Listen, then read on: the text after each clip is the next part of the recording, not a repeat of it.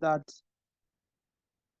we all can tell ourselves the truth that ISO has been doing excellently well for the world.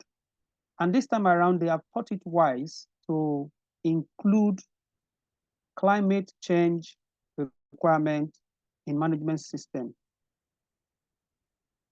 We all also know the effect of climate change to our world. We are going to look at a few of them. But just to give you a background of why this was added, you can see that it wasn't just a decision that was just made just for making sake. It was made deliberately to ensure that we do all we can, both as individuals and as corporate organizations, to ensure that we keep the climate safe, that we keep our environment safe, that the effect of climate change, we all join hands together to see how we can slow it down. And I think is a very, very laudable one. So ISO passed a resolution that resulted in 2 new statements of text being added to a number of existing management system standards. And this will be included in all new standards under development stroke revision. So like you know, for 9001 is since 2015, for 14001 is since 2015, they are all due for revision. So as they are all coming out in the new version, all of this will be added. But we're not waiting for when the revision will be done. That's why ISO is asking that it should become an addition to the requirements, whether the standards have been revised or not. So the aim of the additional statement is to address this need to consider the effect of climate change on the ability to achieve the intended result of the management systems. Because if we don't have a conducive environment, if we don't have an environment, where are we going to practice the management system? Where are we going to implement the management system? So for us to be able to achieve the intended results of our management system, we need to consider the effect of climate change to the system. So amendment is going to cover 30 of ISO management system standards. This has already been issued as climate change consideration. And that is why we're having this webinar today.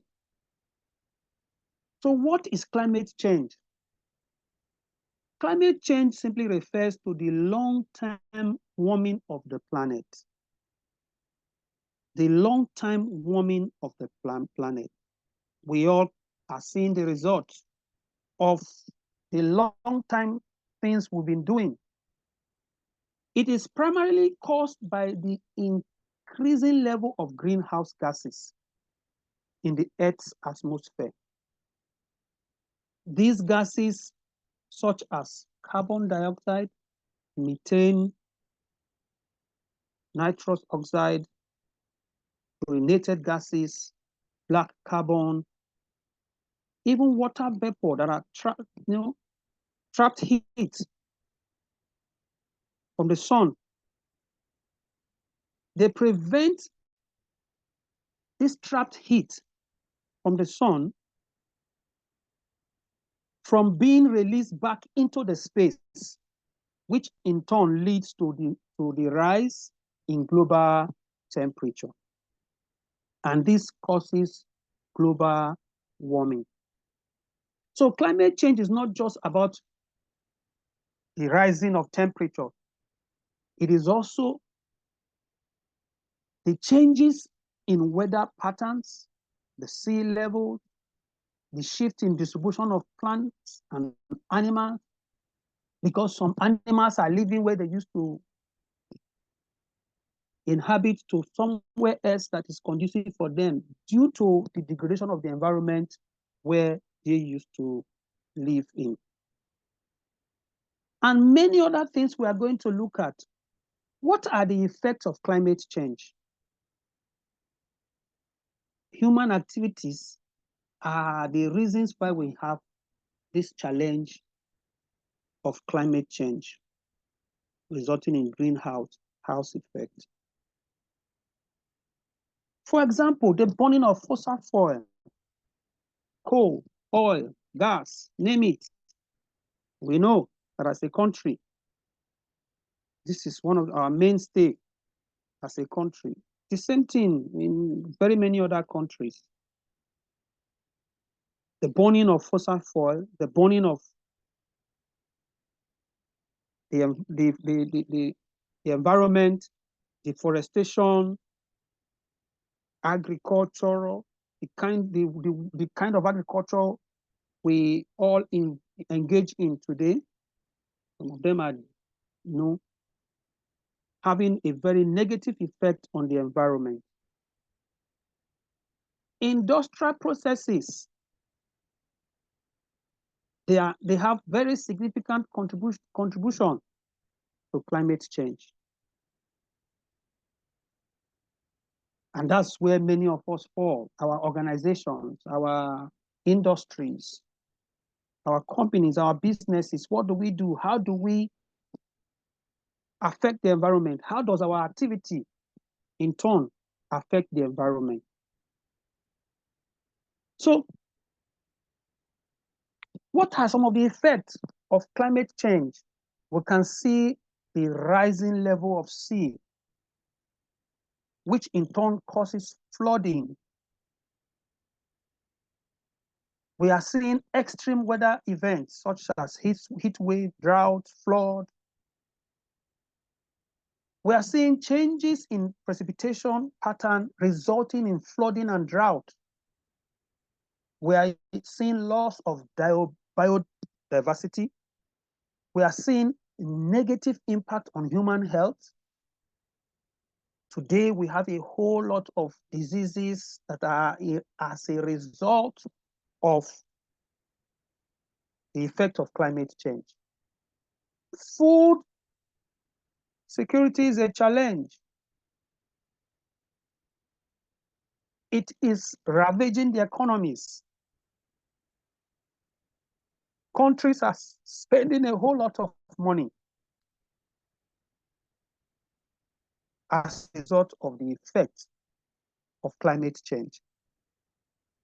The increase in sea surface temperature, increase in the oceans, increase in land temperature, increase in sea level, increase in snow cover, decrease, in snow cover. Today, because of the temperature, snow are hardly available. Decrease in sea ice, intense hurricane, name them. You may be surprised, in the next few days, you will hear Hurricane Chukwuemeka, Hurricane Billy. But the truth is, these are all the effects of climate change. Climate change has significant impact on human health. Why am I taking time to discuss this before I go to the main thing? It's so that we will all know the reason why ISO is taking this very seriously and making it a requirement. Because when we know the effect of climate change on the environment, on the humans, on our future, on even our organizations, I'm sure we will join ISO to ensure that we do all we can to bring in our little bit to ensure that we tried our best to preserve the environment. So climate change has significant impact on human health. It includes heat-related illnesses and deaths. Today, there's a lot of respiratory problems all over, allergies, name them, vector-borne diseases, mosquitoes, ticks, malaria, dengue, name them. We have waterborne diseases. I'm sure we are just coming out of the effect of cholera in the last few months. That's if we have even come out. There are foodborne diseases, mental health issues, stress, anxiety, trauma. I can tell you for free, many of us are passing through this mental health issues. Increased risk of injuries and fatalities due to extreme weather events. The other day, I saw somebody walking at height. All of a sudden, he just fell to his death due to extreme weather events. Displacement and migration. This brings health risks in new environments.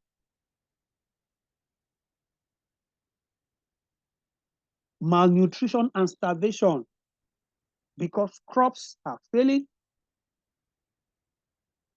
I can tell you for free, in this country, we are in for it. There's serious food insecurity in this country and all over the world. Just yesterday, I was listening to the lady who is contesting for president in US. And this was a question posed to her. And she actually agreed that it's a global challenge. Cardiovascular diseases, extreme heat wave. I've talked about all of these, but changes in precipitation resulting in flooding, drought, intense hurricane, and the rest of it. There are people who are vulnerable to this. Children, elderly, the pregnant women, people with pre-existing medical conditions. And we know, like this number 5, most part of this country fall under these low-income communities. We have in the indigenous population, they are all vulnerable people at risk as a result of the climate change issue. Knowing this, that we have children, we have the elderly, we will even turn elders. Our wives will get pregnant. There are many of us with pre-existing medical conditions. And we all come from one low-income community or the other. Knowing this, don't you think that we all need to put our hands on deck and join ISO to ensure that we deal with the climate change issues? I strongly believe we should. Climate change will lead to more death. According to World Bank data, a warmer climate could lead to at least 21 million additional deaths by 2050. From just 5 health risks, which is extreme heat, stunting, diarrhea, malaria, and dengue.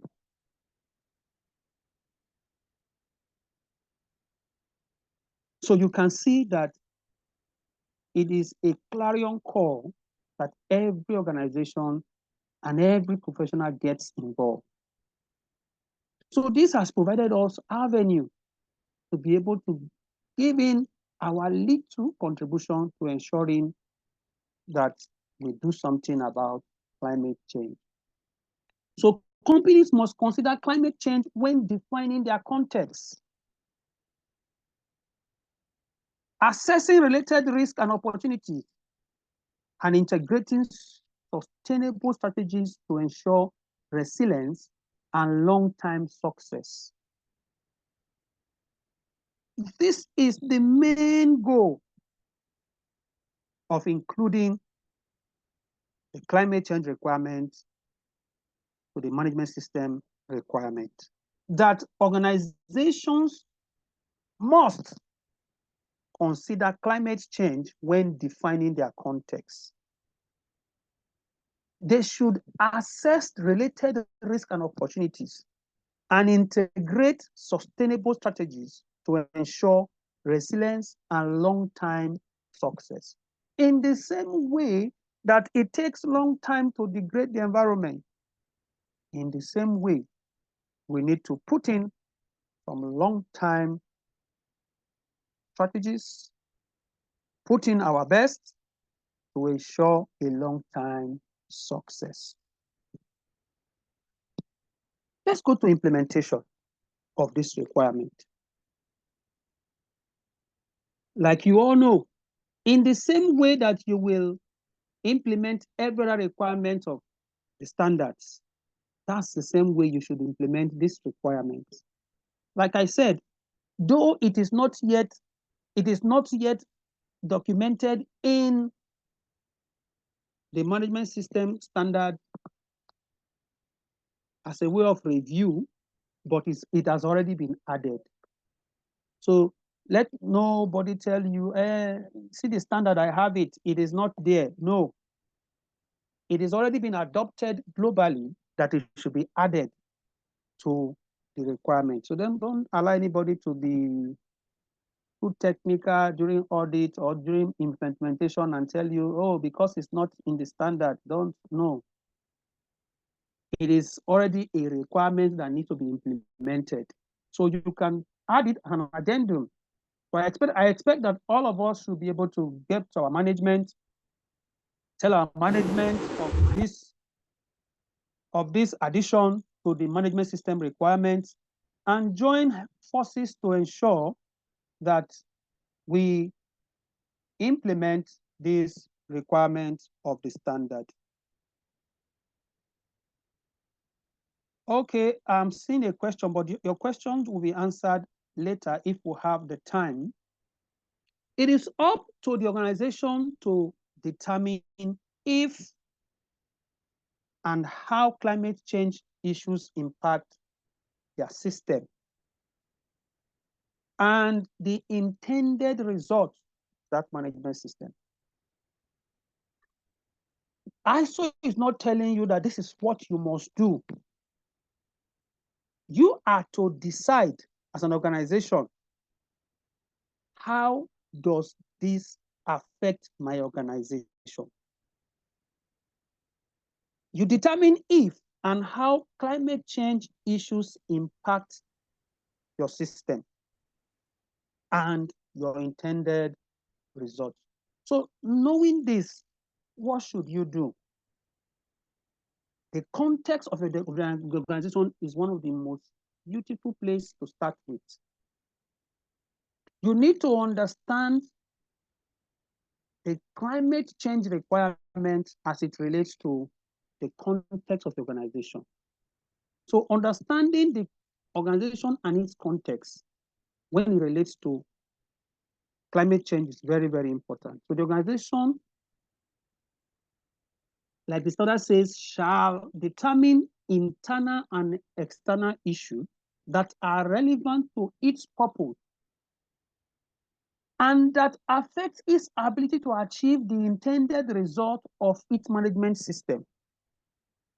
So like I said earlier, as an addition, the organization is now mandated to determine whether climate change is relevant to the issues of the organization. So this statement does not require an organization to have climate change initiatives unless it has been identified that it is relevant to their issues, that it is relevant to their achieving their intended results as a management system. So if you have, as an organization, checked that it does not have any effect on your organization, you do not have any obligation to meet.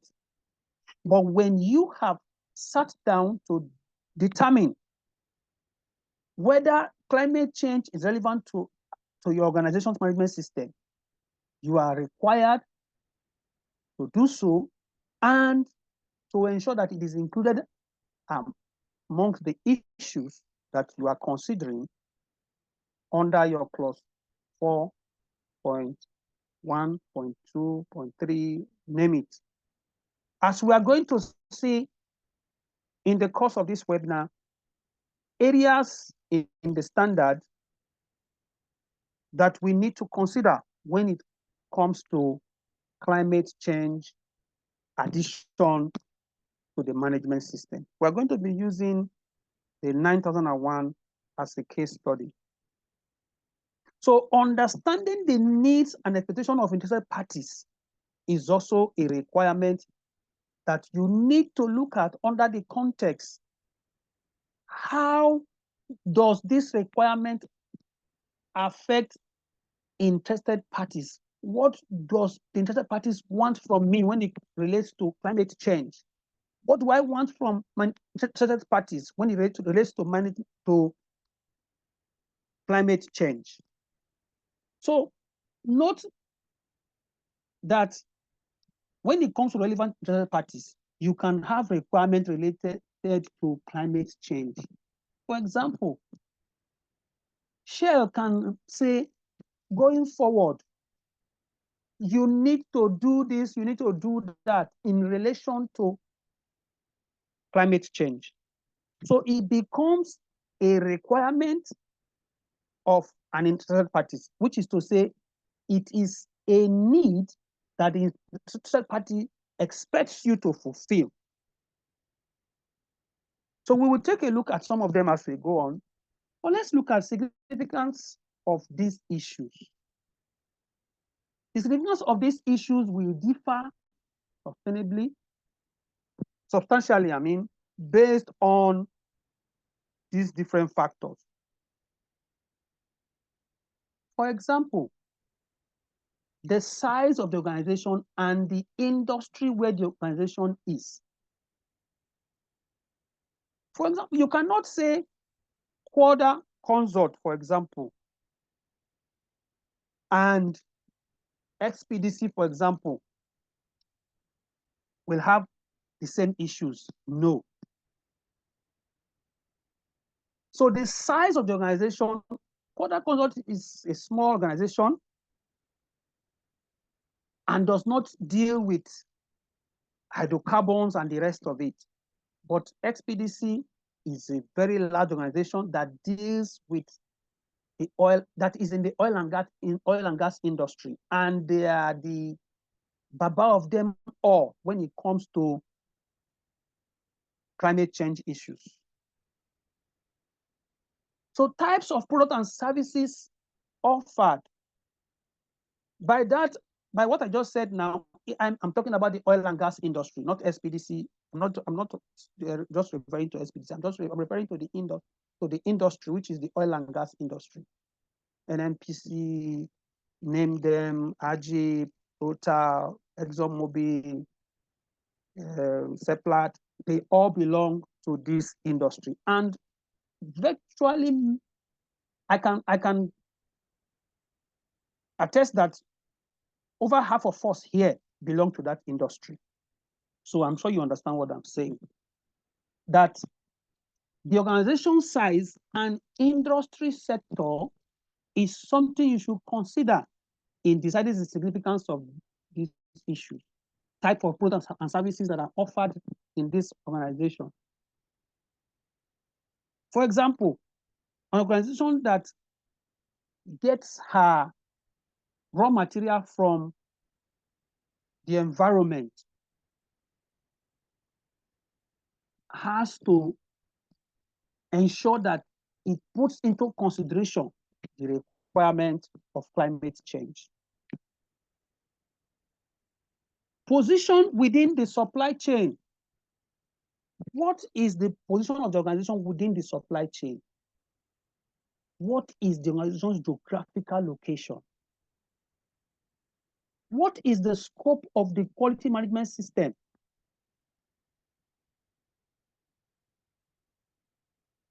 other relevant factors such as business model, customer expectation, regulatory requirement, market conditions, stakeholder interest, all of these are some things that need to be considered. They are significant to these issues. These factors influence the organization's exposure, the impact, and the priorities related to climate change, sustainability, and your social responsibility. I'm happy that today a whole lot of organizations are doing something as it relates to sustainability and social responsibility. I have an organization that asks for audit to be done. The only reason why that audit was asked to be done was because a financial organization that wants to finance their business is asking that they want to know to what level are they when it comes to health, safety, and environment. They want to be sure that when they invest in this organization, that the organization is careful about how it works with the environment, it protects the environment, that their money is safe, and the rest of it. So today, systematically and deliberately, organizations are beginning to ensure that it is a requirement for those they deal with to include climate change issues in their requirement of working with these organizations. So in implementing this requirement for climate change in management system, we've agreed that it is a new requirement, and many of us may be having a challenge trying to understand what it is saying and how to implement it. And that's why we're having this webinar today. Some organizations, it may be new to them, while for some, they may already have been doing something. Permit me, I don't know if Julius is here and some admin staff. I was the lead auditor for the Egbin Power PLC audit in June. And I can tell you the truth, even before this requirement was introduced, Egbin Power PLC was already doing a whole lot when it comes to climate change. For example, Egbin Power PLC provided electric vehicles such that their staff will not need to drive from their houses, which is still within the plant environment, the estate, to the office. These are things they are already doing a whole lot. I was shocked to find out that the company provided scooter for staff so that they can, if you pick up anyone, you just ride with it to your lodge. Yes, somebody's Mukta is reminding me that they have scooters. Yes, I saw it. They have scooters. They have bicycles. These are ways that they have decided to contribute to ensuring that the climate is preserved, the environment is preserved, that we do not degrade the environment further. So, like I said, some of us may have been doing something already, what for some is new. So whichever of the divide you fall in, please, let's keep up the good works. Let's join those who are already doing something. So when it comes to scope of your quality management system, we all may need to review it and ensure that you can all read it up. Hakim Mukta is really sharing some things with us And because of time, I will not be able to share most of those things, but you can just read it up. And that's beautiful. And that's what we're talking about. That's how it's supposed to be. That we all put our hands on the deck, and ensure that we save the environment, that we reduce the greenhouse effect on the planet, or else there will not be a future for our generation. So, some examples: percentage of supply energy coming from renewable sources, claims on carbon credits. There are some organizations that are getting credits for carbon, for how much they've reduced carbon emission. Some of the things that are written on product claims, some assumptions that these people have put on their products. You will need to look at them as an organization. You may need to replace raw materials that you are using based on the fact that you want to preserve the environment. You may need to replace some equipment you are using. Some equipment emit a whole lot to the environment. And today, technology has been developed to ensure that these equipments are no more in use, but you will find some organizations are still using them. So you need to replace some of your equipment. You need to replace some of the raw materials. Consideration of eco-design of your product to reduce climate change impact in determining your scope. You could do some of these things. Some other, you guys have been doing well with this scooter thing. Some other organizations may have determined that climate change is not a relevant issue for their quality management system. Why for other organizations, this may be a new consideration, like I've said earlier. So you need to find out what is your position as an organization. Now, I'm speaking directly with those with responsibilities for this in their organizations. Please don't just listen to this webinar today and just continue business as usual. I expect that in your next management meeting, either management review, management meeting, HSC meeting, whatever, you should bring this up and ensure that you prevail upon your management to do the needful while you are providing them with the necessary assistance. To implement climate change consideration in your organization's management system, you need to consider the following. You need to identify and assess your organization's climate-related risks and opportunities. Integrate climate change into strategic planning and decision-making. It has to be incorporated into your decision-making. Set climate-related objectives and targets.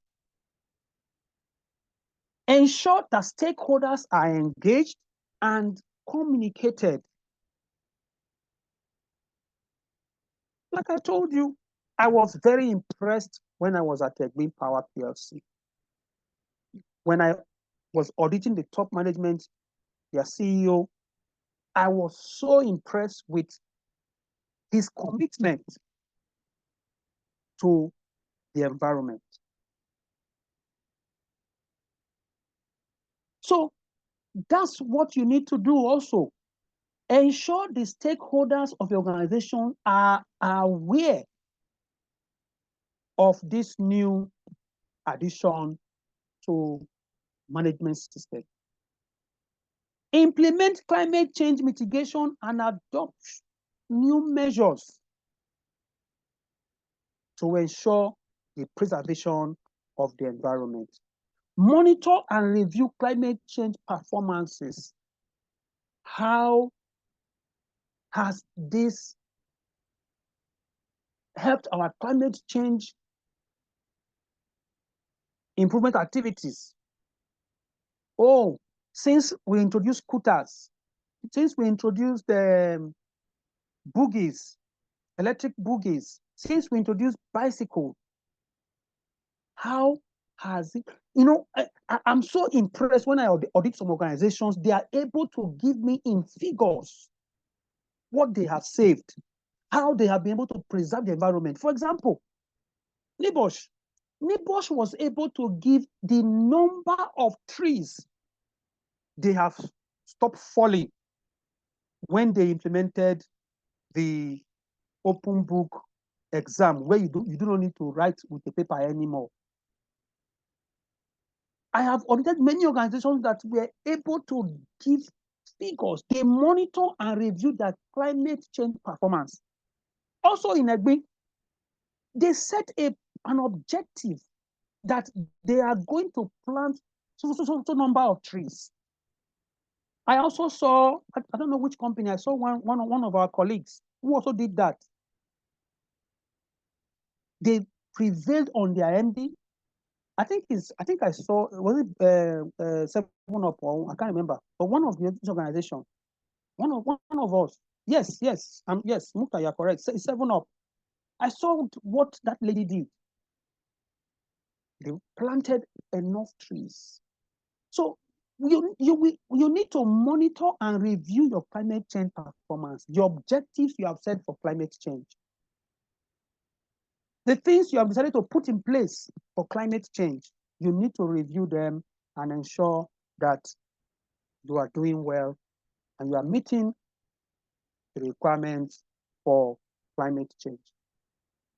Climate change, let's look at some risks and opportunities when it comes to climate change. Some physical risks that you could look out for in your organization: extreme weather events, for example, flood, drought, sea level rise, changes in temperature and precipitation patterns, depending on where you work and the industry you are in. You could have regulatory risk, like the oil and gas industry, where tomorrow DPRO and NMDPRO and NUPROC can just come up with a new regulation and say, this is now the new regulation when it comes to carbon pricing, carbon emission regulations. New policies could just come up. Lagos State government can come up with anyone, Rivers State government can come up with anyone in a bid to protect the environment. So you need, as an organization, you need to know these regulatory requirements. How does it affect your organization? What do we do to meet these requirements? So these are some climate-related risk, market risk, changes in consumer demand, shift in market trends, a product you use to provide for the organization. Today, you may be surprised that that product, nobody is really buying it. Why? Because people have shifted from the use of that product. So if you as an organization still remains there and you're producing it, you may end up going off business. Shift in market trends. What is the trend in the market today? People may be going for climate change related products that preserve the environment. There will be increase in competition. Why? Because somebody else has implemented something better than your own when it comes to climate-related issues. So you need to know what are the market risks. If I use this product, if I use this raw material, what will be the effect on the climate? Are my customers going to consume it? Oh, my colleague, my competitor, what are they using? If you don't do some of these things, you may just find out that you are off business. You could be the one that will initiate some of these things, such as your competitors will begin to run after you. Reputational risk. You need to know the perception of the people when it comes to how your product, your service impacts the climate. How does your brand damage the environment? You need to know what your shareholders are expecting from your organization. Supply chain issues. How will climate change disrupt your supply? We heard a few days ago that Kano Maduguri Road has been washed off, cutting off the 2 states and many other states. If you are into supply to that environment, you can see what will happen to your supply chain. Resource scarcity. For those who depend on raw materials from Maduguri or from Kano and must take that route, you can imagine what would have happened to them. Supplier insolvency due to climate-related issues. Financial risk, climate-related asset stranding, increased cost due to climate change, decreased revenue. These are issues that you need to look at how they affect your organization. What are the risks? How do they affect our business and our system? And what do we do about it? Opportunities related to climate change. You will find transition opportunities to adapt to maybe low carbon technology, for example, developing climate resilient products or services, investing in renewable energy and the rest of it. These are opportunities, physical opportunities, climate resistant infrastructure development. And I see it a lot. People are building climate resistant infrastructure today. Some are building their infrastructure such that it can generate power for itself. It can withstand harsh weather, sustainable land use. It will, when you look at this kind of opportunity as it relates to your organization, you may find that you are able to sustainably use land, manage water properly. Dr. Mohammed knows the hotel we use in Lagos. We have talked and we are tired. How can an organization just have a tap, a wash hand basin for months? Each time you come back, the tap is running, wasting water. They have refused. I took time to explain to them the cost of allowing this water to waste. Regulatory opportunities, compliance with climate regulations. You will find opportunities to meet climate regulations, to participate in carbon markets. You will find opportunity to develop policies that influence climate change. Where, for example, you will say, as you are leaving, you put off your light. In my house today, my wife is very good at it. Oh, put off that light. Oh, save this energy. Don't do this. Don't do that. So it provides opportunity for us to put in place policies that will influence the climate for good. Market opportunities, developing climate-friendly products like we have talked about already. It will expand you, it will make your company to be expanded into newer markets where your product will be of high demand because the consumers have seen something that is preserving their environment and as well preserving their health. Increase market share. You will see sometimes that you will just run others off business because you would have taken the market share. It will provide you opportunity to be the baba of them all in your industry.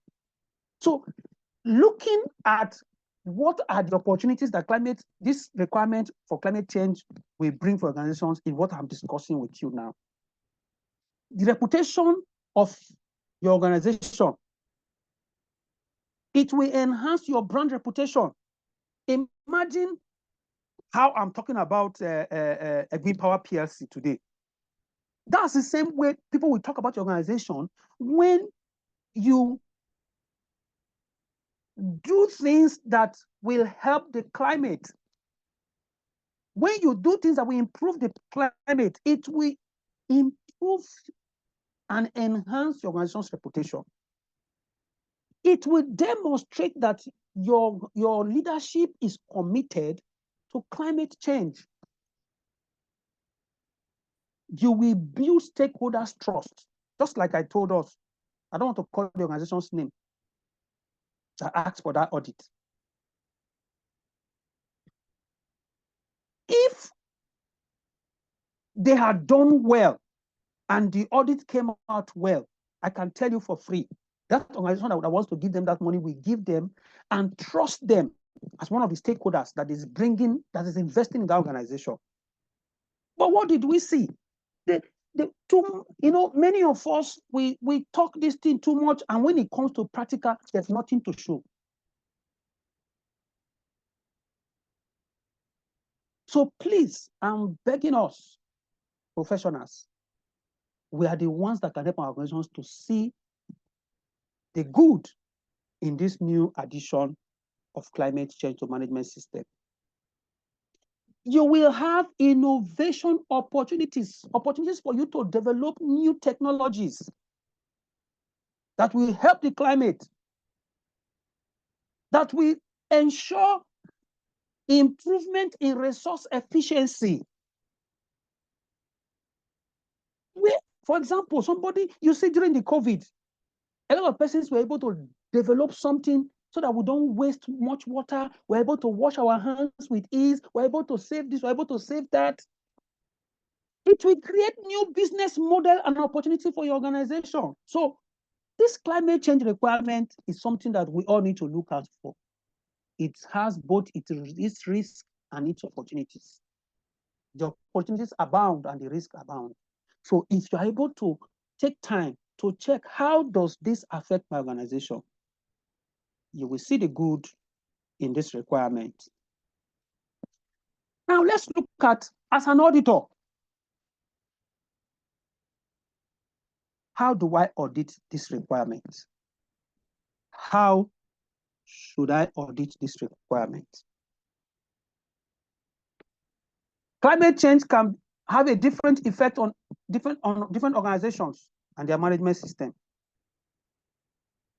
For example, the effect of a quality management system could be very different from that of the environment, information technology, health and safety, food safety.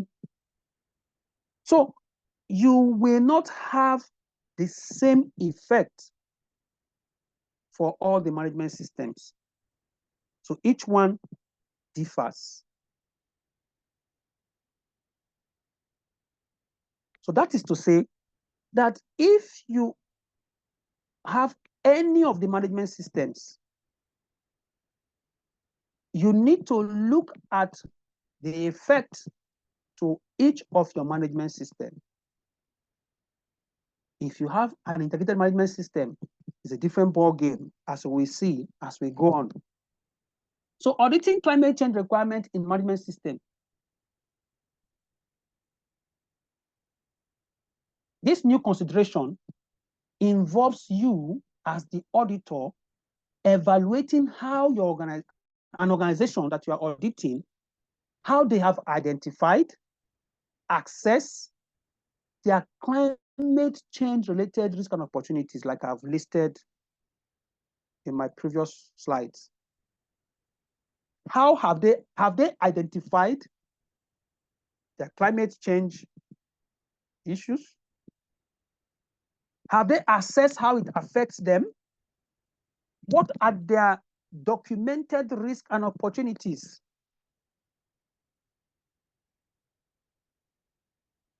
Is it a part of the organization's system? Is it a part of the decision making? Have they integrated it into their strategic planning and decision making? Have they set objectives to achieve these climate change related requirements? Have they set targets? Oh, we will plant so number of trees by the end of the year. We will change our vehicles to so vehicles by the end of the year. We will provide scooters for our workers. We will provide official bus or buses for our workers so that our workers are not driving too many vehicles in the city, so that we reduce the number of carbon emission. We will implement, we will be using solar by so time of the day.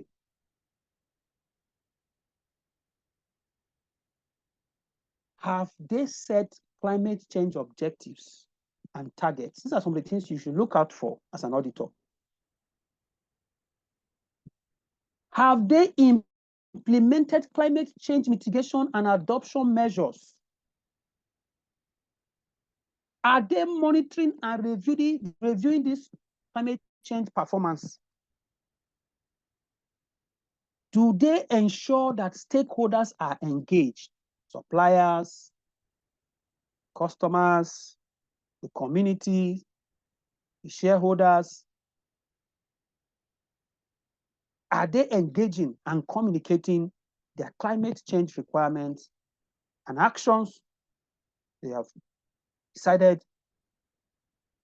to reduce the effect of climate change on their management system? Climate change considerations audit steps. In auditing the climate change requirement, you need to review the organization's policies. Have they included climate change in their policies? Do they have procedures that relates to climate change? Are there documentation that relates to climate change? You conduct interviews with top management, with management and employees. Like I told you, when I was auditing the CEO of Egbin Power PLC, I was so impressed with first his understanding and also the actions he has put in place to ensure that the organization is doing well when it comes to managing the environment. So when auditing these requirements, you need to prepare properly. Analyze data and performance matrix. What are the metrics they have put together when it relates to their performance? Oh, they say they will do this number of activities to reduce the effect of their activities on the environment. How many have they done? The data that they have collected, you take a look at it.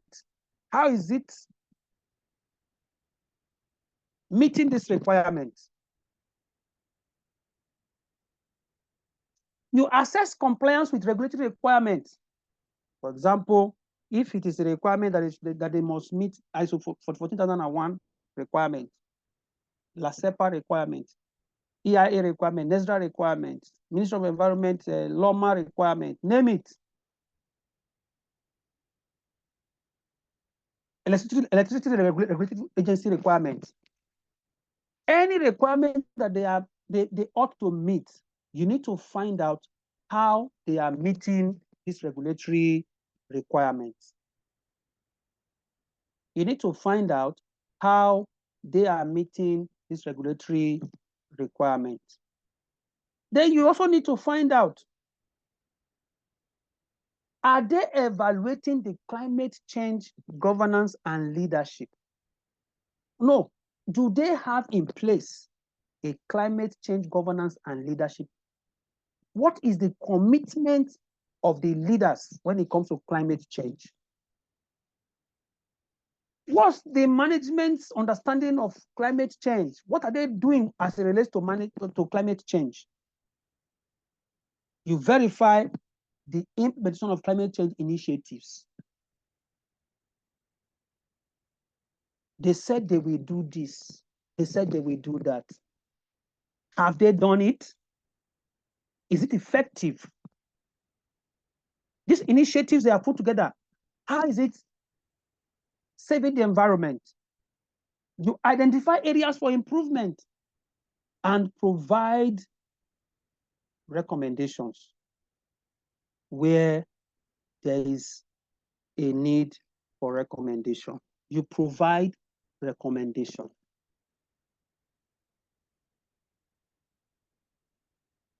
Like we always tell us, as an auditor, you are to improve any system that you are auditing. So you look out for ways that that system will be improved. Where they need to be told what to do, you can make some recommendation if the audit allows for that. Audit criteria for climate change. You need to know what are some of the criteria you will be auditing against. What are some of the criteria you will be auditing against? For example, do they have a policy and a commitment when it comes to climate change? So that is a criteria you will use to judge when you are auditing.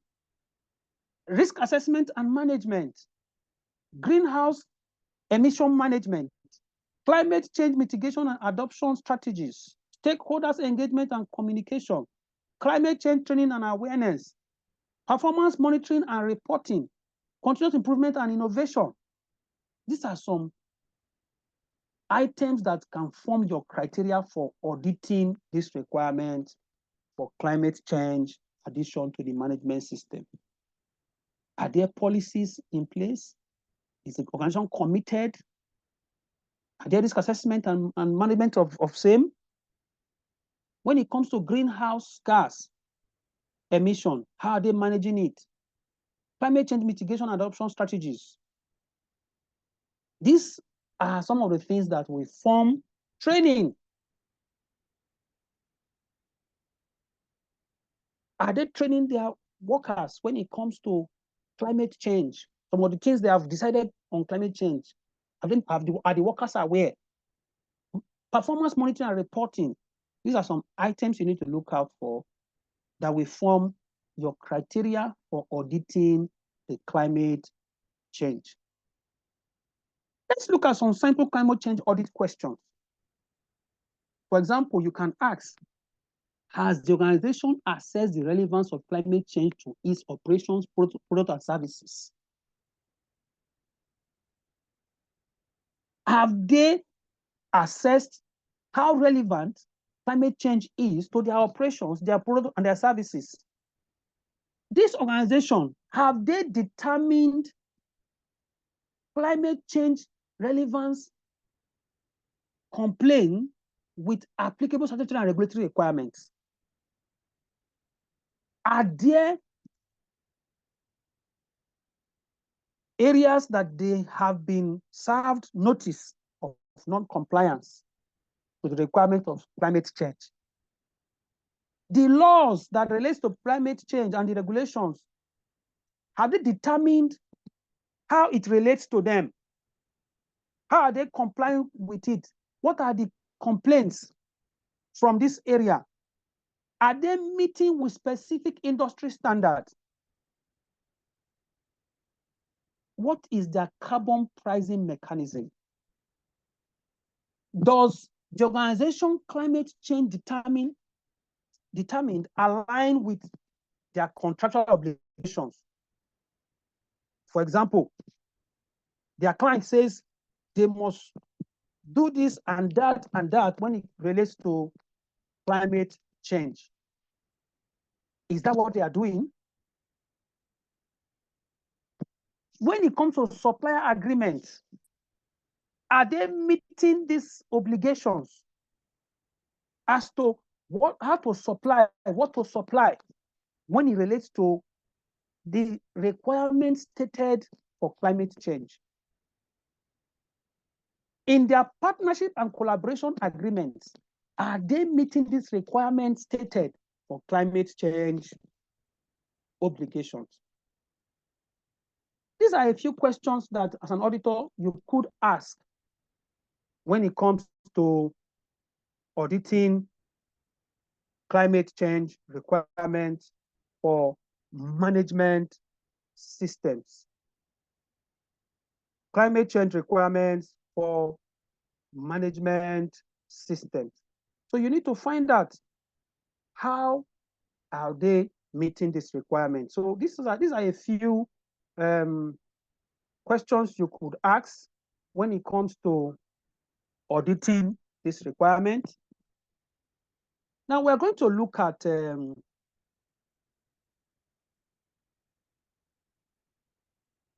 related clauses that you could audit when it comes to management system requirement for climate change. Now let's start from 4.1. Though I've talked about this earlier, the organization has been told to determine whether climate change is a relevant issue when it comes to their management system. So you need to consider the impact from your internal and external issues. Statutory, regulatory, sustainable material adoption, interconnected management system impact, carbon neutrality mandate, infrastructure and process implications. For example, statutory and regulatory, the material usage restrictions, the product circularity and life cycle requirements, the product origin and claims. Have you determined this as some of the issues? So in your auditing plus 4.1, you should now include the requirement for climate change as some of the things you want to see if the organization has determined that they are relevant to them. Now, somebody may want to ask, what if the organization is saying that it is not relevant? For example, I am auditing an organization and I'm asking them, can you provide me evidence that you have determined in your internal and external issues relevant to your management system, climate change? And they tell you that no, it does not apply here. It is your duty as an auditor to be able to determine if it applies. They may want to evade that requirement. But if you, the auditor, know that it's applicable, you should be able to show them those areas where it is applicable and ensure that they do something about it. These changes may significantly impact their product, service, and their quality management process, which should necessitate proactive adoption and innovation to ensure compliance and sustainability leadership. So because of time, let's quickly go to the next slide. Increased frequency of extreme weather. These are some things that they should look at. So in auditing, you should look at for some of these things, supply chain vulnerabilities, for example, limited visibility and control over climate-related risk, insufficient knowledge of suppliers' climate resilience, market trends and sustainability expectations, growing demand for sustainable products and services, increasing scrutiny of environmental claims and information. There are so many claims that some organizations have put in their products and services that are not achievable, that are not helping the climate. Competitive landscape, emergence of climate resilience products and services, potential market share loss to competitors with better climate change performance. So these factors pose significant risk to the organization's ability to deliver products and services. So highlighting the need for proactive climate risk management, supply chain resilience, and sustainable market strategy. So as an auditor, these are some areas you should look out for. Then as an organization that is implementing this requirement, these are some areas you should also look out for. Climate change from clause 4.2, which I've also talked about earlier. Your interested parties, what do they require from you when it comes to climate change? When the weather becomes extreme, what do you do? Have you looked at it? Have you checked your supply chain disruption, your distribution challenges, your shortage of critical materials? I remember the time that this part of the south-south east-west road was washed off, I think 2 years ago, thereabout, which up to now they have not even fixed it. And we are coming into the next round of flood again. A lot of organizations lost products, services, equipment, materials, manpower because of disruption by reason of flood. So as an organization, you need to check and determine what is the interest of my interested parties. What are their needs? And how do I meet these needs? Supply chain vulnerabilities, market trend and sustainability expectations, competitive landscape, all of this I've talked about before. Evolving industry codes and standards. I explained this to us earlier.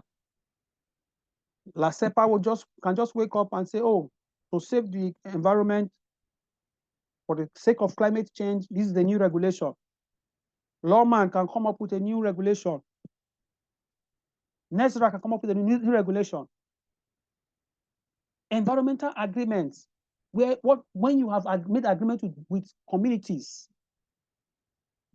NGOs, partners,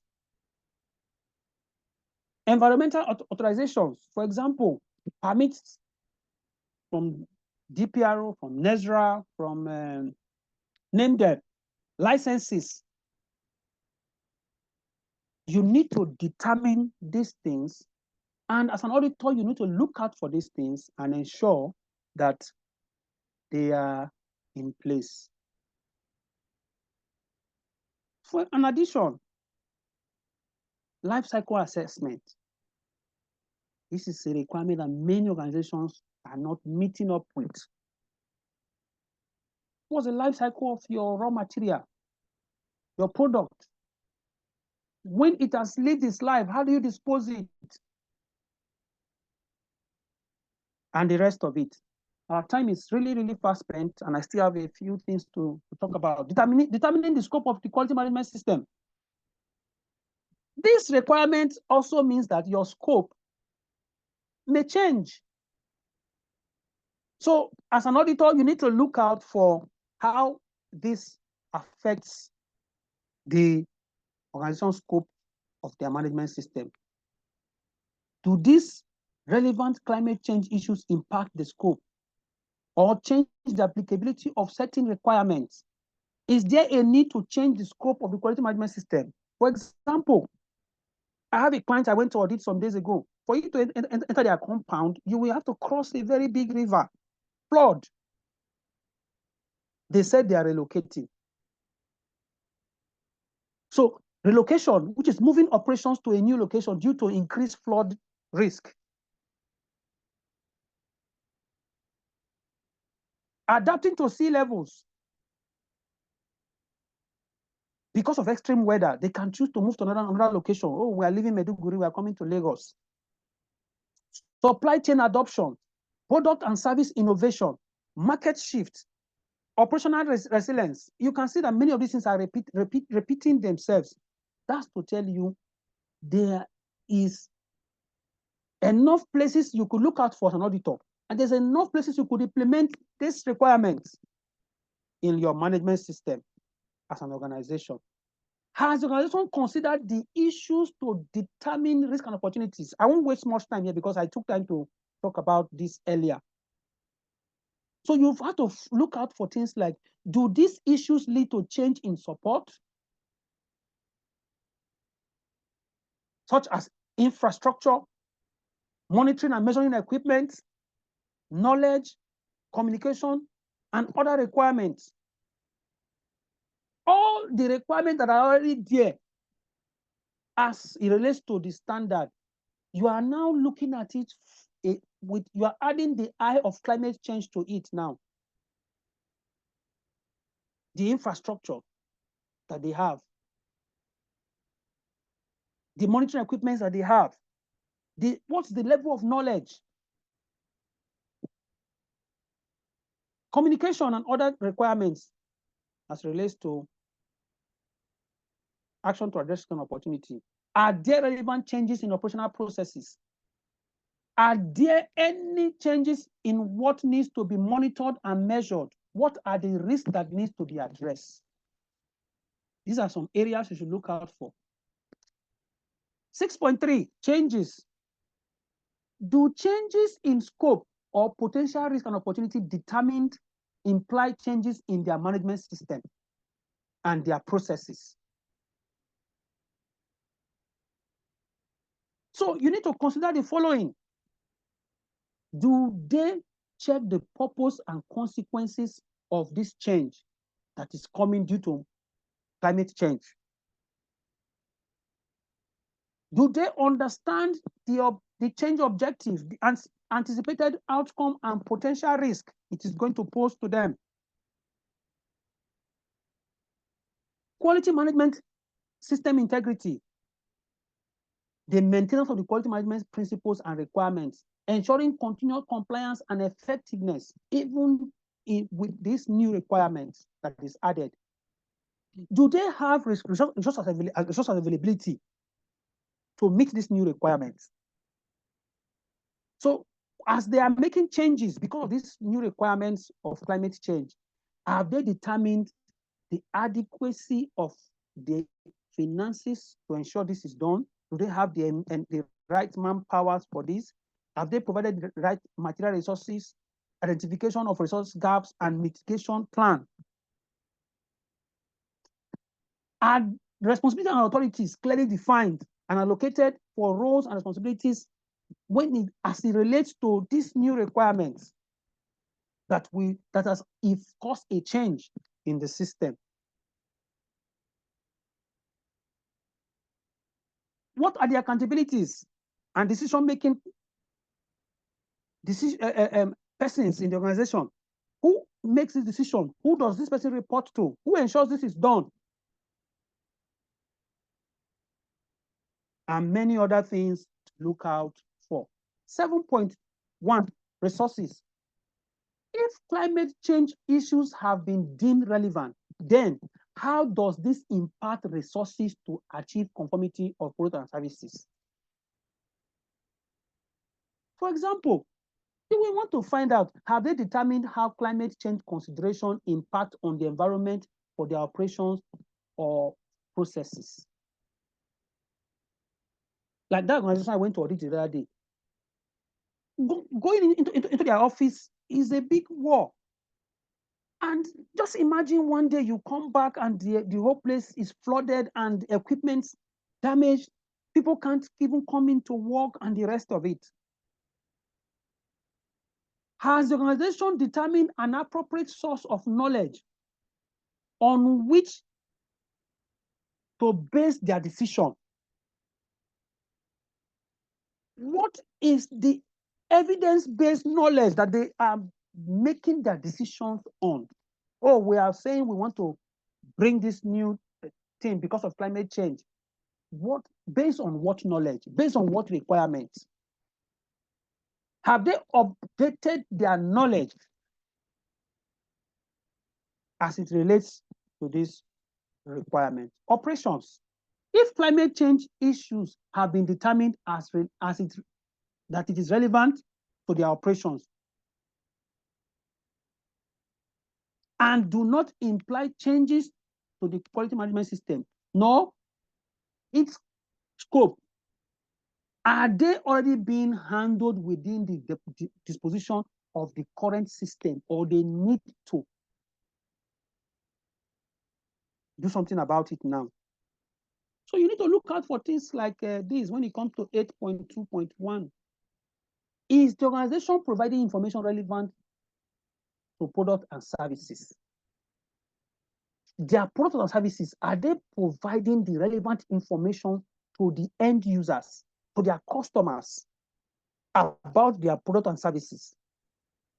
If there are any claims or products and services related to climate change, does the organization demonstrate that it's meeting them? For that product and service that they provide that relates to climate change, can they demonstrate that they are meeting these requirements?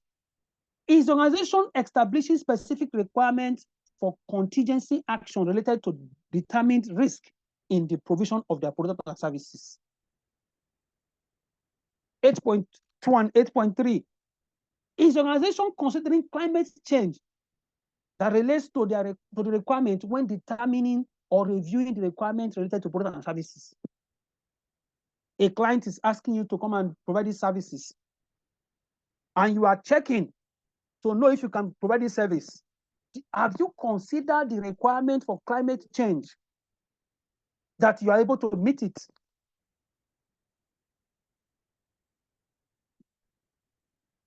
Are changes in the requirement of products and services being documented and relevant persons made aware of it? These are things you should look out for as an auditor. These changes to the requirement of the product of the products and services, have they been documented, or is it in the head of one person in the organization, like I've seen in many audits? You would say, "It's in my head, it's in my head." Is the organization addressing requirements related to climate change in products and services design and development? In designing their products and services, do they put into cognizance the requirement for climate change? Do requirements related to climate change for their external providers who provide them raw materials, who provide them one service or the other, are they considered? Are they included in their consideration when giving contracts, when giving them what to do? Do they check if this external provider has the ability to meet the requirements, either legal or contractual? If so, what has been determined by the organization in terms of type and extent of control and information for these external providers to be able to meet these climate change requirements that they have documented and they have agreed is relevant, either by need of their client or by regulatory need or whatsoever? So these are some things that will guide you as an auditor, whether internal auditor or external auditor.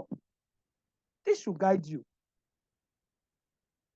8.5, do issues related to climate change indicate the need for specific control of product production and service provision? For example, unique identification and traceability of product to sustainable resources of raw materials. Can it be traced to sustainable resources of that raw material for that product that they produce? Do they have unique identification? Are they traced? Is traceability in place? Has competent persons been appointed, including their qualifications? Are they qualified? Because when these requirements come into play, some persons may need to go for more trainings, get some additional knowledge to be able to meet these requirements. So in auditing this 8.5 as it relates to climate change, you need to be able to check if there's an appointment of competent persons, and these competent persons are qualified. For example, there may be an equipment that has been purchased for monitoring, and the appointed person has not been trained on how to use it, or is not very knowledgeable on how to use it. Post-delivery activities such as recycling and final disposal, life cycle of that product. How is it recycled at the end of life? How is it disposed at the end of life? Evidence of conformity to acceptance criteria. The criteria that have been set for acceptance that include climate change requirements. What evidence exists that these criteria have been met? Oh, where it says for this chemical, you are to put 0.02 milliliter into that product. Can you show me evidence that this is the exact quantity that was put in this product? When there are non-conforming outputs, are they being controlled? For example, the output in the course of QAQC check, it was discovered that it was 0.7 milliliter instead of 0.4. And that's a non-conforming output. How is the non-conforming output handled when it relates to that requirement of climate change? So that requirement that if this chemical is added above this quantity, this will be the effect on the environment or on the humans.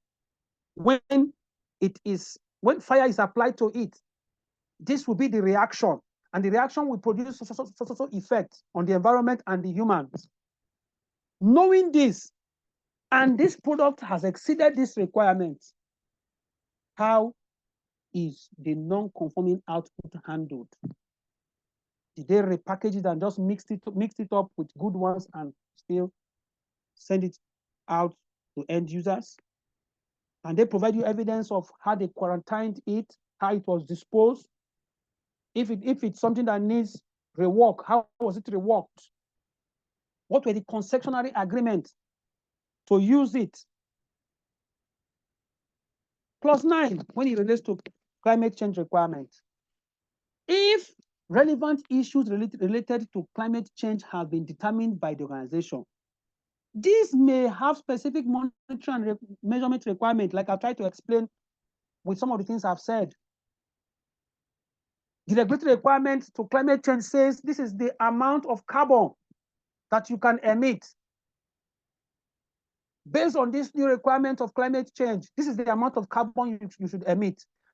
How are they monitoring it? What is their own emission status? What is the eventual implication on monitoring and measuring customer satisfaction or changes to the audit program based on this requirement?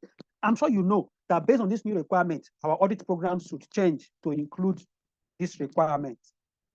So let's look at some samples or some examples. Reliable sources of information and data, either external or internal. When it comes to performance monitoring, what are the data they rely upon? What do they measure against? What information do they keep? What data do they keep as evidence of their monitoring and measurement. When it comes to the impact of the organizations, the result of the introduced changes as a result of this climate change requirement. Like I told you, when we audited like me, you could hear somebody will tell you that this is what we have saved. This is the number of energy we have saved by the introduction of this new climate change initiative. Oh, this is the amount of carbon we have prevented from going into the atmosphere because of this newly introduced climate change requirements and initiatives that we have put together. So it is also expected that management's review inputs should include consideration of any changes related to this, to the context, the issues, and the output of management system review should include related decisions, including opportunities for improvement as it relates to climate change. So you can see that this requirement actually touches virtually every area of the standard. As I try to round up now, when an organization integrates its management system, that's to say 9001, 14001, 14001, 14001, 22,000, they are all integrated with other management systems. In this regard, you don't need to have single issues for different management systems. No, you can put them together. So a single issue may be examined from multiple angles, fostering a holistic approach. So you should also integrate this requirement. So auditors should recognize this when they are auditing. So you don't say, for this requirement, show me the one for 9,000. The same requirement, show me for environment. The same requirement, show me for occupational health and safety. Yes, we said it earlier that the requirement will vary as it relates to standard. But when you are integrating, one requirement could cover for the 3 or the 4 standards. So don't say that you must show me the one for this one separately. So focus on the intended outcomes and processes of the management system.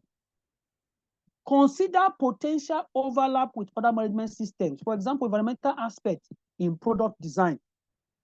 They could overlap.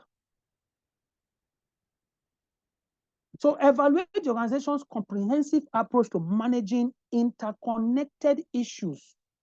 Where there are interrelated issues, take cognizance of that and don't insist that there must be this for this, there must be that for that. So by doing so, auditors can assess the QMS or the IMS effectiveness in achieving its objectives while acknowledging the synergies and interdependence with other management systems.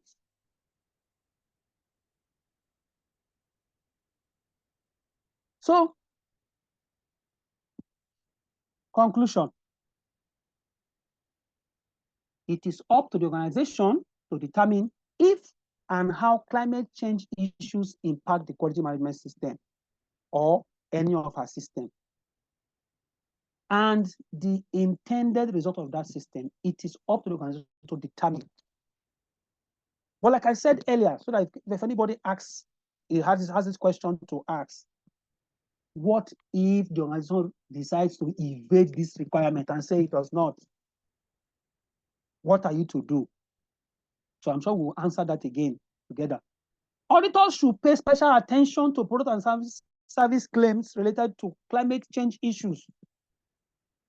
As with other claims made on product, as the organization shall demonstrate that it ensures it can meet the claim.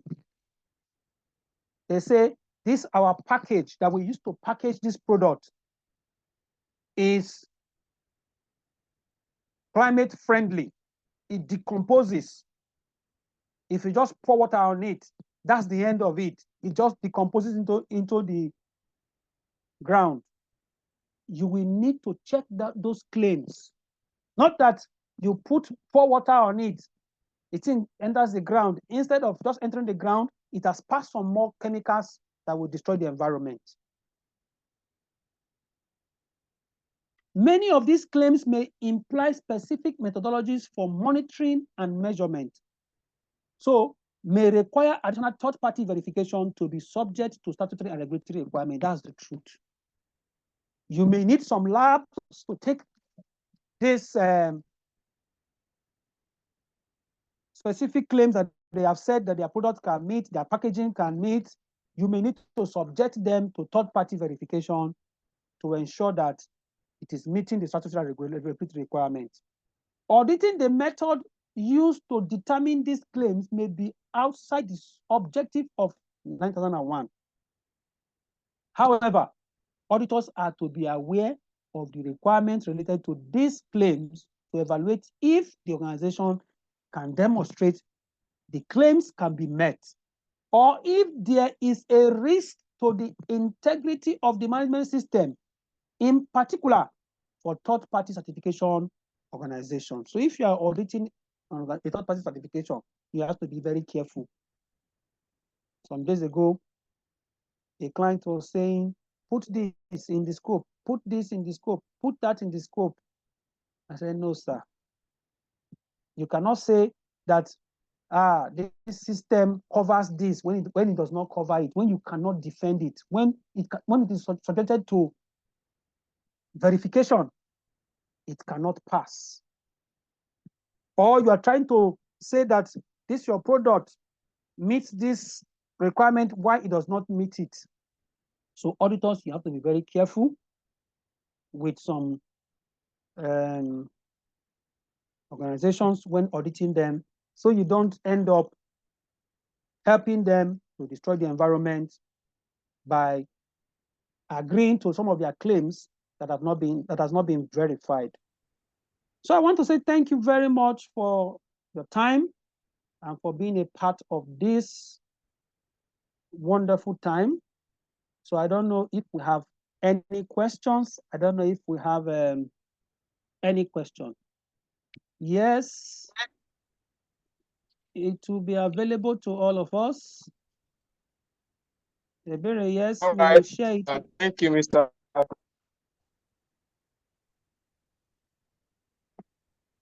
Thank you, Mr. Cletus, for this wonderful presentation. We sincerely appreciate you. It was so detailed, well informative, and I believe everyone.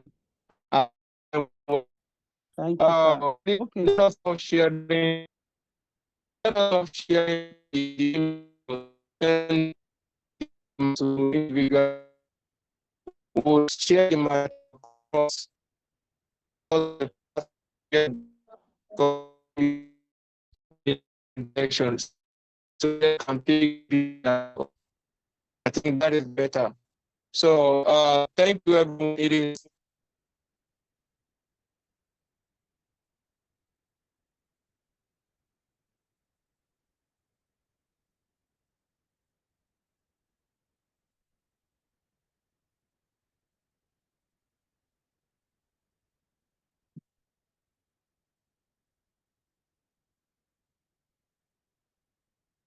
Hello?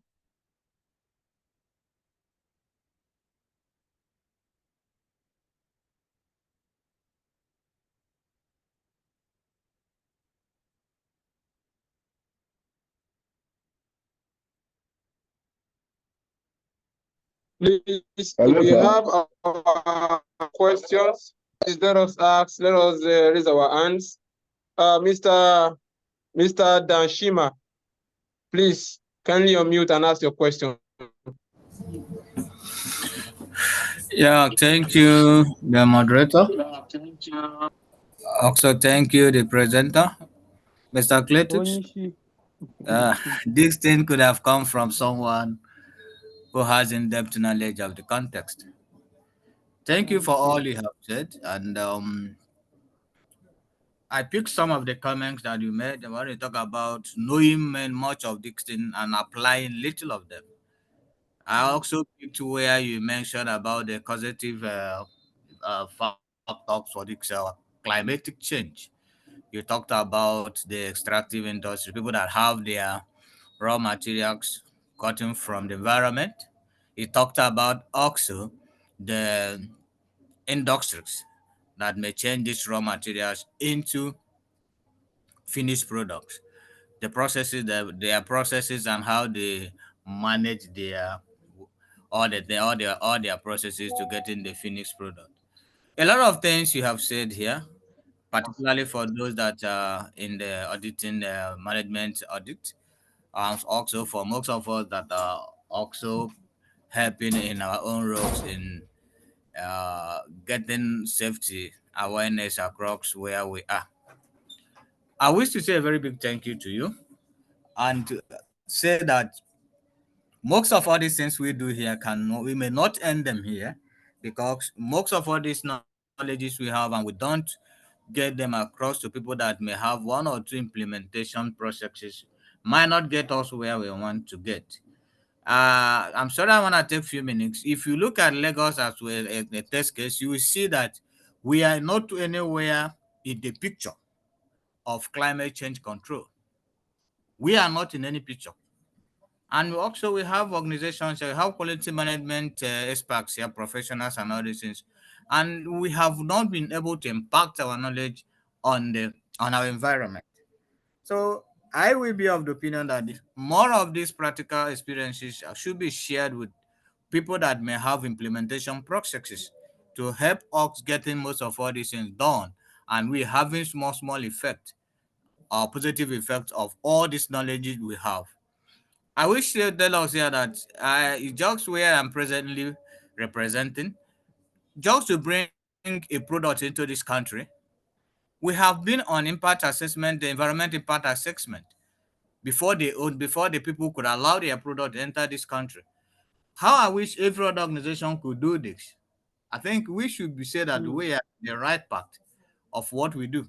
Everywhere you go, you see generators. Everywhere you go, you see machines that are emitting CO, not even carbon dioxide, carbon monoxide into the system, nitrogen oxide, and all those things. And these organizations are financed and managed by people.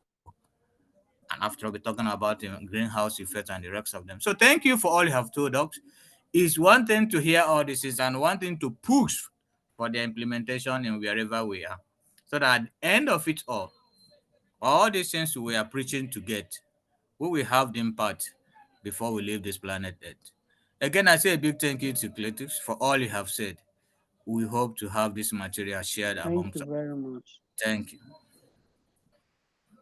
It will be shared. Thank you very much. Wale, All right, thank you very much, sir. Please, thanks for that input. We sincerely appreciate you. Please, the next person, let us make our question very brief because of time, so that we won't go beyond the allotted time. We have just 6 minutes to go. So please, if you have a question, please go straight to your question. If you have a contribution, please let us make it brief as much as possible. So I will call on Thank you Mr. for the lecture. Okay, please, let's call on Mr. Victor first. He raised his hand first, please. Mr. Victor, please kindly unmute. Ido is already speaking. Right. Thank you very much, Mr. Cletus. I must sincerely tell you the lecture was very awesome. My question now is, from what you have actually taught us this evening, I want to know, is there any way or any plan you have in place to make sure some of these things get to like the government? I want to take, for instance, where I work at Lekki. If it rains, the whole place will be flooded.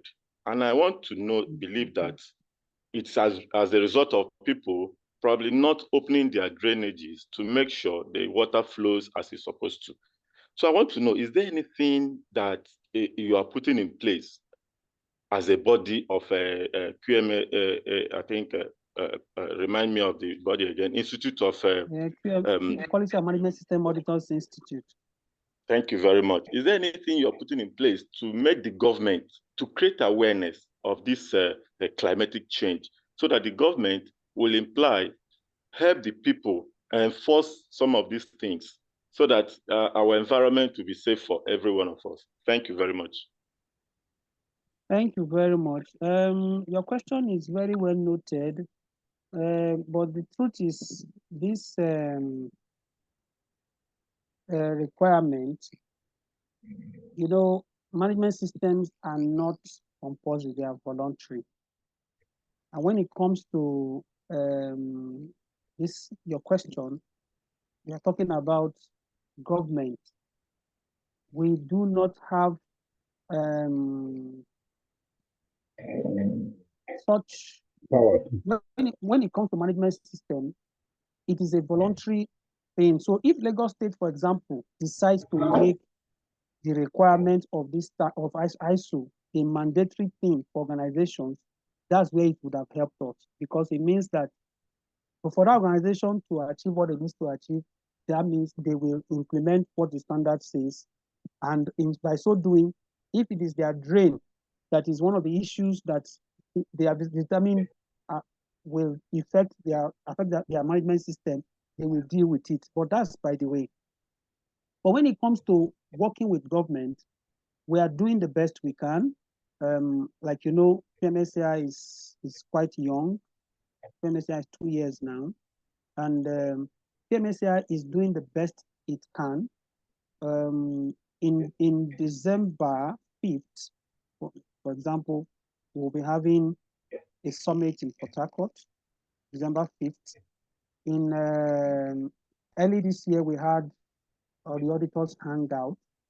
We have had some meetings with some government agencies, for example. We are in serious discussion with the National Productivity Center on how we can be able to give our own support to the government through their various agencies to ensure that some of these things are realized. But however, you know, the kind of country we are in is not very easy to get the government to do some of these things. But my summary is that in your organization where you work in Lekki, for example, it is your own duty to ensure that you are able to educate them on what to do when it comes to this issue of climate change. So if, for example, the drain in front of your organization is a challenge, if you include it as one of the issues of your management system and ensure that you guys do something about your own space, I'm sure the next organization does the same thing, the next one does the same thing, we'll be able to achieve this. Yes, the government needs to put together some regulatory requirements to ensure that some of these things are done. But this is the much I know I can give you when it relates to this, because dealing with the government in this country is not very easy. But we are doing our best. We are doing our best, and we are not going to stop at all. Thank you very much. Thank you very much, sir. Thank you. Yes. All right. Thank you very much. Mr. Adeyemi, Mr. Idowu, please kindly ask your question now. Okay, thank you. My question is carbon pricing. I don't know what you mean by carbon pricing, but I also need to commend the lecture. It's so powerful, it's so impactful. At least it can take me back to my experience when I was in the Ministry of Health. You know, I work with the department that inspect factories, and these are the things we look out for in auditing, in carrying out the auditing, environmental auditing at times, and also in risk assessment.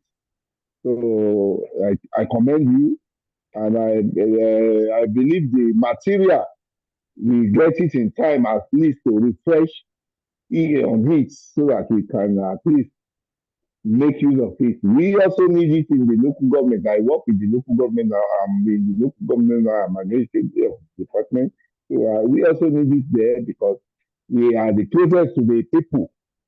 So we are before the state is even being affected. We in the local government, we are so much affected. So thank you for opening our eyes to so many things that people neglect. So thank you. All right, thank you very much, sir. Yeah. So, Mr. Cletus, the question is about carbon pricing. Please kindly respond to this, and that'll be the end of today's session. Thank you. So I thank you for that question on carbon pricing. Carbon pricing is actually a way of putting a price to carbon emission. It's a method that governments use to mitigate climate change, in which they put monetary cost to a greenhouse emission in order to encourage people to stop emitting. For example, they will say, okay, if you emit so amount of carbon, this is how much you will pay. If you emit above the limit, for each ton that you emit, this is how much you will pay. Oh, for not emitting carbon, this is how much you get. So it's putting a price to the amount of carbon emitted, and it has this. Hello, who is speaking? It's an instrument that captures the external cost of greenhouse emission. You know, how much the public is paying for the emission. You know, what's the monetary value of the emission, the healthcare cost from heat waves, drought, loss of property, and the rest of it. You know, then it's a way that government uses to, you know, encourage organizations to reduce their carbon emission. It's one of the instruments, you know, of climate change packaged needed to reduce emission. Did you get that? It is actually a source of revenue for some countries, you know, where the more you emit carbon, you pay for it. Maybe for countries who are using it well, they use it to invest in other things to mitigate that carbon emission. Yes, like you rightly said, you work in the local government. I will be very happy if you can take it to your local government, talk to your local government chairman. You can start from there. For example, Lagos State is the only one that has the safety commission in Nigeria. Others are still trying to see if they can meet up. So you can the local government can be the first to start something on climate change issues, and you can make a lot of money from it also as a local government. So it's a matter of the will to include it as a law and regulation, and ensure enforcement, and ensure people pay penalties when they default. Because the man that talked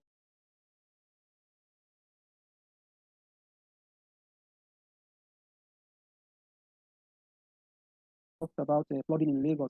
I'm one person past some organization. When I walk past some organization, sorry, there was interference on the network. Hello? Can you hear me? We can hear you. We can hear you. We can hear you. Hello? We can hear you. We can hear you clearly. Please kindly go ahead. We can hear you. We are spent beyond our time. So please, let's in summary, let's all go back and do the best we can to ensure that this requires. Just imagine, for now that in Nigeria, it is a regulatory requirement in the oil and gas industry to have ISO, at least ISO 9001. So just imagine if we have how many organizations implement this requirement, we would have contributed to reducing the effects of climate change on the environment.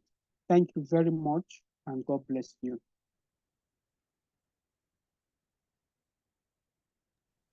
All right. Thank you, Mr. Cletus, for your time.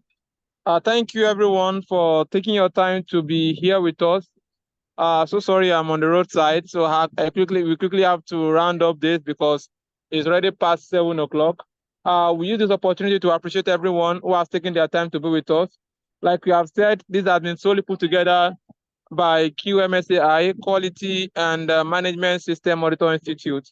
So the modality in which the material will be sent across, our recorded sessions will be posted on our YouTube. If you have missed any part of it, you can always visit it. I think that is much more important because you only get the material, you also have to have a review of how it was explained right in class.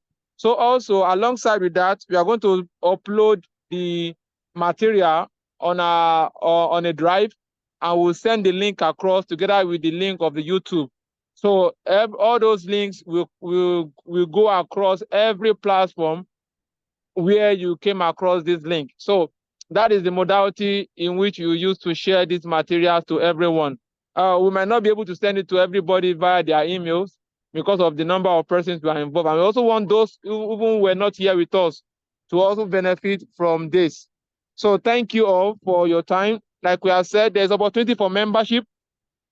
Should in case you want to be a member of QMSAI, the door is well open. Remember that together we can only get better. Every other certification body that we see out there today, mention them, they started from somewhere. And if there are people in their various localities, in their various local content countries, if they do not support them, they will not be where they are today that we rush towards them.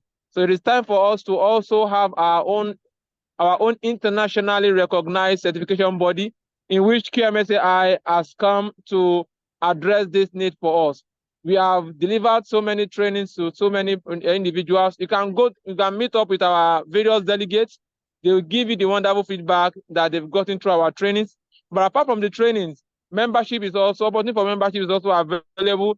And let us also build it to the extent that people from international world will also come down here to also make requests and also urge themselves to be members. But if we don't do that, nobody else will do that for us. Thank you so much for the time. Thank you so much for coming to listen to us. This is another successful enlightenment series with Quality and Management System Auditor Institute. In the next couple of weeks, we'll be having another wonderful discourse, another wonderful topic, and another wonderful enlightenment section. See you all once again. See you all again, and do have a lovely week ahead. Thank you, and God bless you. Thank you. God bless you. Bye. Thank you.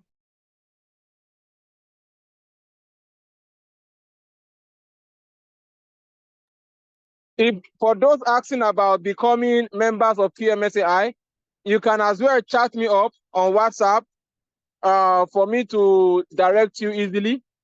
You can chat me up on WhatsApp, or also chat Mr. Cletus up on WhatsApp for us to direct you to becoming a member. It's very easy. You just visit our website, you fill the form, and you're being communicated to, and every other process follows simultaneously.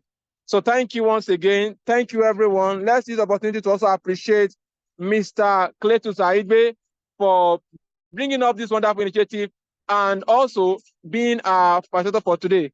Thank you, and God bless you once again. See you all next week. Do have a lovely week ahead.